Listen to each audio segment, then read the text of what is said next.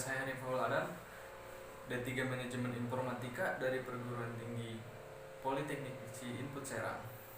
Baiklah, saya di sini akan menerangkan dan menjelaskan apa yang telah saya pelajari di Politeknik Diksi Input Serang mengenai tentang keterampilan menulis, membaca, menyimak, dan berbicara di perguruan tinggi. Baiklah, secara lebih jelas, simak video berikutnya. Keterampilan menulis. Keterampilan menulis merupakan suatu proses menuangkan gagasan, pikiran, pengalaman ke dalam lambang-lambang tulisan. Tujuan menulis. Adapun tujuan menulis, pada hakikatnya, tujuan menulis adalah perwujudan gagasan penulis dan disampaikan dengan bahasa tulis kepada pembaca supaya dapat mengerti dan dapat memahami secara jelas. Hal ini untuk ketepatan pesan yang hendak disampaikan oleh sang penulis harus merumuskan dan menentukan serta latar belakang. Manfaat menulis. Apakah manfaat menulis itu? Manfaat menulis dapat mengenal potensi diri. Penulis juga dapat terlatih mengembangkan berbagai gagasan. Penulis juga dapat lebih menyerap, mencari serta menguasai informasi sehubungan dengan topik yang ditulis. Ya, penulis dapat terlatih dan mengorganisasikan gagasan secara sistematis, kemudian mengungkapkannya secara tersurat. Kemudian penulis juga akan meninjau serta dapat meningkatkan gagasannya sendiri secara lebih objektif.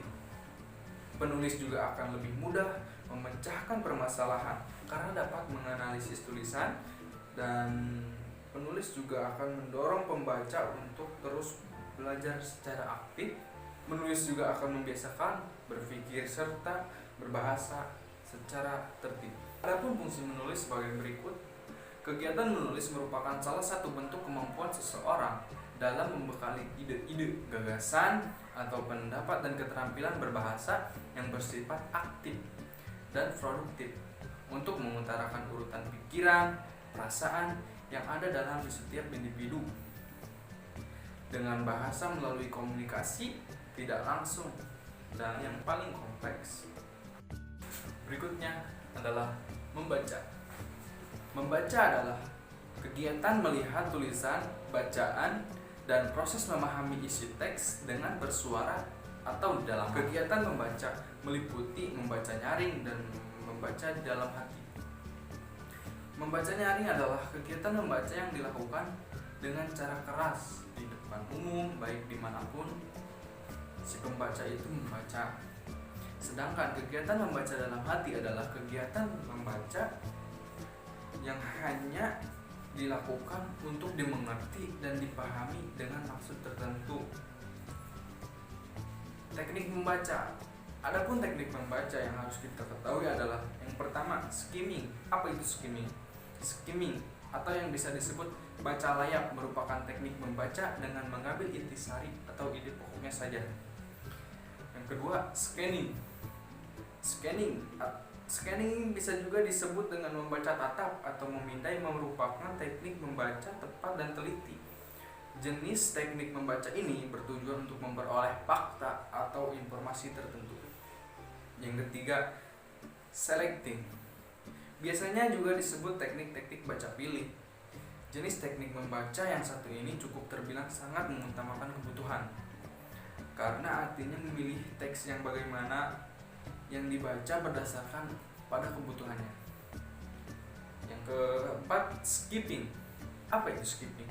Skipping adalah teknik membaca yang mengabaikan dan melompati bagian-bagian yang tidak diperlukan, hanya bagian yang belum dimengerti. Selanjutnya, menyimak. Pengertian menyimak. Menyimak merupakan kegiatan yang disengaja melalui proses mendengar untuk memahami bunyi-bunyi bahasa, sedangkan mendengar adalah kegiatan yang dilakukan hanya sekedar tahu, tapi tidak memahami bunyi-bunyi bahasa tersebut. Untuk menyimak berbahasa, kita dapat menggunakan dua strategi, yaitu memusatkan perhatian dan membuat catatan. Pentingnya menyimak yaitu ada 4. 1. Keterampilan menyimak. 2. Keterampilan berbicara. 3. Keterampilan membaca. 4. Keterampilan menulis. Macam-macam tujuan menyimak. Menyimak untuk mendapatkan fakta, menyimak untuk menganalisis fakta, menyimak untuk mengevaluasi fakta, menyimak untuk mendapatkan inspirasi, menyimak untuk mendapatkan hiburan, menyimak untuk memperbaiki kemampuan berbicara. Baiklah, tujuan pokok menyimak adalah mendapatkan fakta, menganalisa fakta, menyimak untuk mengevaluasi fakta, mendapatkan inspirasi, dan mendapatkan hiburan dan memperbaiki kemampuan berbicara. Selanjutnya, terakhir, keterampilan berbicara di perguruan tinggi. Bicara merupakan komunikasi verbal secara lisan dan langsung antar tutur dan mitra penutur yang bisa dengan menggunakan media komunikasi audio visual agar gagasan itu dapat dipahami. Berbicara tidak hanya sekedar menyampaikan gagasan lisan, akan tetapi lebih penting adalah bagaimana gagasan itu dapat dipahami oleh pendengar sebelum melakukan aktivitas berbicara yang melakukan kegiatan menyimak terlebih dahulu. Hasil penyampaian merupakan dasar keterampilan berbicara. Dari proses menyimak inilah seseorang mulai belajar berbicara. Kemauan berbicara seorang akan lebih baik, dan jika aktivitas menyimaknya juga dilalui dengan baik pula. Faktor keefektifan bahasa. Ada 9 faktor yang dapat mengefektifkan berbahasa atau berbicara di perguruan tinggi. Yang pertama, ketepatan ucapan atau vokal. Yang kedua, pengucapan konsonan. Ketiga, penempatan tekanan. Keempat, penempatan persendian. 5, penggunaan nada atau irama. 7, ketepatan ungkapan. 8, tata bentukan kata. 9, pola struktur kalimat. Tujuan pengajaran berbicara untuk mengembangkan kemampuan berinteraksi atau berkomunikasi secara berhasil dalam bahasa tersebut. Keberhasilan penguasa keterampilan berbicara seorang ditunjang oleh faktor kebahasaan dan non-kebahasaan. Kesimpulannya adalah berbicara merupakan suatu keterampilan bahasa yang dibutuhkan untuk berbagai keperluan hidup manusia.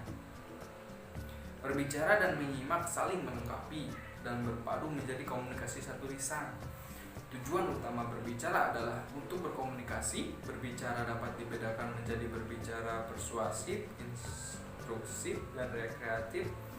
Berbicara dapat diklarifikasikan berdasarkan situasi, tujuan, jumlah, pendengar, peristiwa khusus, dan metode penyampaian. Sarannya adalah ketika sesama manusia harus saling menghormati dan menghargai agar terjalin komunikasi yang baik.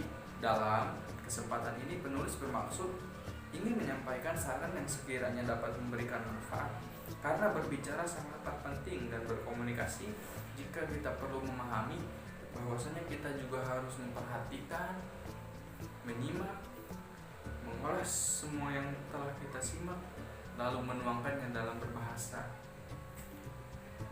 Yang sangat penting adalah berbahasa seperti di perguruan tinggi ini. Baiklah, mungkin hanya itu yang dapat saya sampaikan. Semoga bermanfaat.